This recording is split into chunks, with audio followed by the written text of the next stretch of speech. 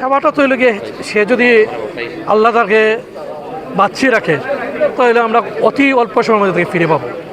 আর যদি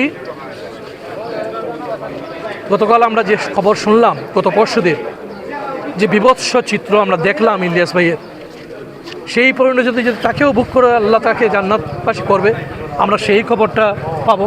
আর যদি সে বেঁচে থাকে তাহলে আমাদের মাঝে অতি দ্রুত ফিরে আসবে। ঠিক সেরকম জুনেদ, আনসার আলী সহ যারা বাংলাদেশের বিভিন্ন স্থানে এখনও যাদের সন্ধান পাওয়া যায় নাই, তাদের প্রত্যেকের সন্ধান আমরা অতি শীঘ্রই পাবো ইনশাল্লাহ। তাদের কি পরিণতি হয়েছে আমরা তা জানবো। আমরা আজকে এই অবস্থা থেকে শুধুমাত্র একটাই আমাদের কথা, যে বিভৎসতা দিয়ে মধ্য দিয়ে আমরা পের হয়ে এসেছি।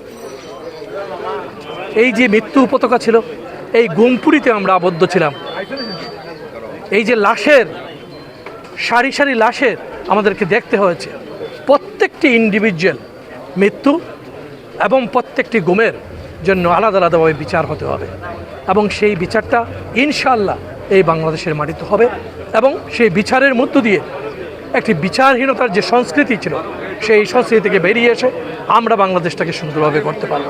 আমরা মনে করি আর কোনো এই অবস্থার বাংলাদেশে যাতে আর সৃষ্টি না হয়, তার জন্য বর্তমান সরকার কাজ করছে, এবং বাংলাদেশে এই ধরনের অবস্থা আশা করি ভবিষ্যতে আর কোনো দিন সৃষ্টি হবে না।